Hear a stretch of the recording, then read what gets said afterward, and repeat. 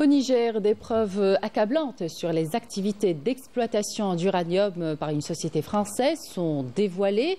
Des employés, des habitants des zones minières auraient été laissés exposés sciemment à d'importants taux de contamination radiologique, ressource clé pour centrales nucléaires françaises. Le Niger alimente 70% de l'électricité du pays au prix d'un lourd tribut humain et environnemental. Aujourd'hui, des milliers de Nigériens subissent les conséquences toxiques de l'extraction d'uranium. Des tombes à perte de vue. Ce cimetière collectif témoigne d'un paradoxe glaçant. Au Niger, l'exploitation de l'uranium, ressource vitale pour la France, a laissé un héritage tragique. Des terres ravagées et des vies brisées. L'uranium nigérien alimente 70% des besoins en électricité de la France. Plus de 50 centrales nucléaires de ce pays sont alimentées avec de l'uranium nigérien au prix d'une souffrance silencieuse. Les zones d'extraction devenues de véritables cimetières abritent les restes de milliers de victimes entre travailleurs des mines et habitants de la région décimés par des maladies liées à l'exploitation sans protection.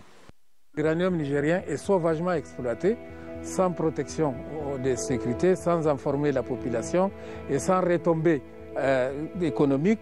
Et puis voilà, il n'y a que la pollution durable. À travers la Cominac, a démantelé pièce par pièce la société pour ne pas nous permettre de continuer son exploitation. La France arrivait à alimenter son territoire.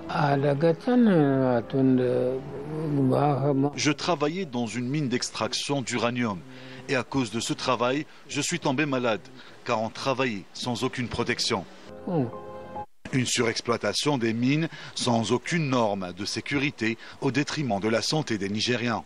De l'eau montrait qu'il y avait une pollution de l'eau par l'uranium, l'eau qui était pourtant distribuée par les compagnies minières à la population d'Arlit.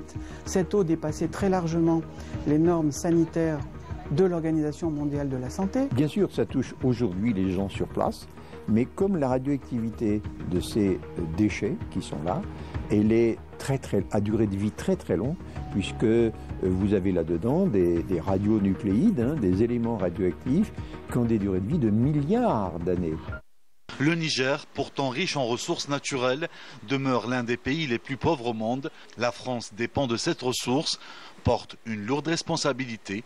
Le contraste entre les richesses exploitées et la misère qui en résulte met en lumière les inégalités héritées de l'époque coloniale.